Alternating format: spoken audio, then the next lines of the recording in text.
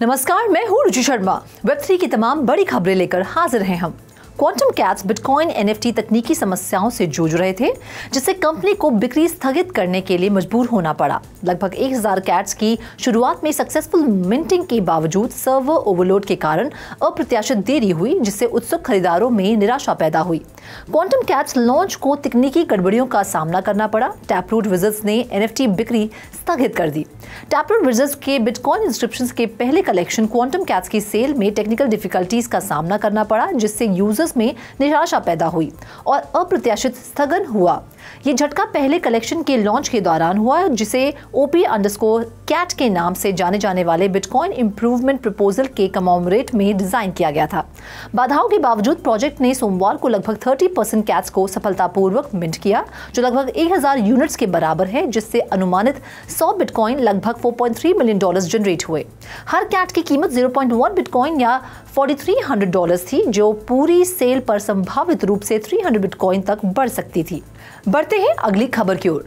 Solana based decentralised trading aggregator Jupiter बुधवार को सुबह 10 बजे EST पर एक एयरड्रॉप के माध्यम से अपना नेटिव टोकन JUP लॉन्च करने वाला है। जुपिटर के सिडोनिमस फाउंडर मियाओ ने मंगलवार को एक फोरम पोस्ट में कहा कि टोकन का initial maximum circulating supply 1.35 billion होगा, जिसमें ट्रेडिंग के लिए अवेलेबल कॉइन्स की कुल संख्या को 1.7 बिलियन के पहले से तय आंकड़े से कम कर दिया गया है।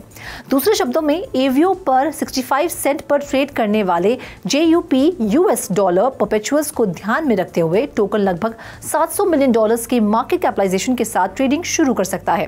1.35 बिलियन की इनिशियल सर्कुलेटिंग सप्लाई में से 1 बिलियन कॉइन्स एयरड्रॉप के लिए हैं।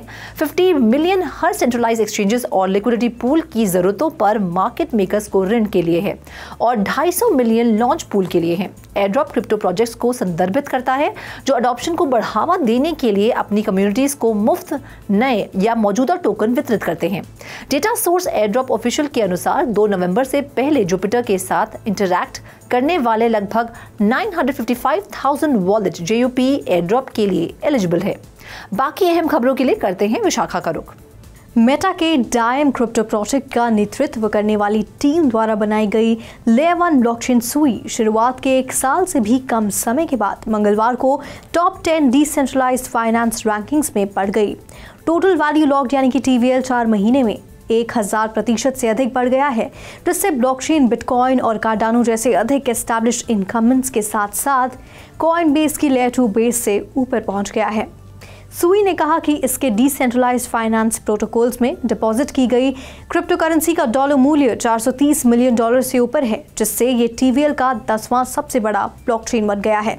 डीफाई लामा के अनुसार सुई 22 डीफाई प्रोटोकॉल का घर था, जिसमें से 2 का TVL $100 मिलियन से अधिक था और 4 प्रोटोकॉल का TVL $40 मिलियन से अधिक था। अब बढ़ते हैं अगली खबर की ओर। ट्विटर क्रिएटर जैक डॉर्सी द्वारा cofounded financial payment processing firm Block Inc ने कथित तौर पर 1000 से अधिक स्टाफ मेंबर्स को नौकरी से निकाल दिया है। 30 जनवरी की यूजनेस इनसाइडर रिपोर्ट के अनुसार ब्लॉक ने फाइनेंशियल फर्म में ऑपरेशंस को स्ट्रीमलाइन करने के लिए एक ही दिन में बड़ी संख्या में अपने साथियों को निकाल दिया। इस ले ऑफ ने ब्लॉक के कैश ऐप, फाउंडेशनल और स्क्वायर शाखाओं के कर्मचारियों को प्रभावित किया, जिससे कि कंपनी के लगभग 10% कर्मचारी प्रभावित हुए। ब्लॉक द्वारा स्व अभिरक्षा बिटकॉइन वॉलेट लॉन्च करने की योजना की घोषणा के लगभग 2 महीने बाद कर्मचारियों की कटौती हुई। फर्म ने 2023 की तीसरी तिमाही में $5.62 बिलियन का रेवेन्यू दर्ज किया, जिसमें कि बिटकॉइन होल्डिंग्स पर $44 मिलियन का लाभ हुआ है। पिछले 3 महीनों में प्रमुख अमेरिकी कंपनियों ने लागत में कटौती के प्रयासों के तहत इसी तरह की छंटनी की घोषणा की है, जिसमें asset manager BlackRock, live streaming platform Twitch और पेपैल शामिल हैं। ओवर टू यू रोशनी। देश में पॉलिसी मेकर्स द्वारा उभरते क्रिप्टो इंडस्ट्री की अधिक जांच के आह्वान के बीच चीन क्रिप्टो करेंसी से संबंधित ट्रांजैक्शन को शामिल करने के लिए अपने एंटी मनी लॉन्ड्रिंग नियमों में एक बड़ी स्क्रूटिनी करने के लिए तैयार है। लोकल मीडिया के अनुसार प्राइम मिनिस्टर ली क्विंग ने रिवाइज्ड AML लॉ पर चर्चा के लिए 22 जनवरी को स्टेट काउंसिल की एक एग्जीक्यूटिव मीटिंग की अध्यक्षता की। देश के AML रेगुलेशन का पहला रिवाइज ड्राफ्ट 2021 में प्रस्तावित किया गया था। रिवाइज ड्राफ्ट 2023 में स्टेट काउंसिल के लेजिस्लेटिव वर्क प्लान में शामिल किया गया था और 2025 तक कानून में हस्ताक्षरित किया जाएगा। 2007 के बाद से ये चाइना के AML रेगुलेशन में पहला सिग्निफिकेंट रिवीजन होगा। AML रेगुलेशन के रिवाइज ड्राफ्ट पर चर्चा में भाग लेने वाले प्रोमिनेंट स्कॉलर्स और फाइनेंशियल एक्सपर्ट्स ने कहा कि AML लॉ में रिलेटिवली ब्रॉड स्कोप शामिल है, जिससे ड्राफ्ट का कॉम्प्रिहेंसिव होना मुश्किल हो जाता है। सबसे अर्जेंट कंटेंट को पहले एक फ्रेमवर्क में ही रिफ्लेक्ट किया जा सकता है। तो आज के लिए फिलहाल इतना ही। ऐसी Web3 से जुड़ी खबरों के लिए देखते रहिए 3.0 TV। ऐसी और ज़्यादा अपडेट्स के लिए हमारी वेबसाइट www.3versetv.io पर लॉग ऑन करें या फिर स्कैन करें QR कोड। Thank you.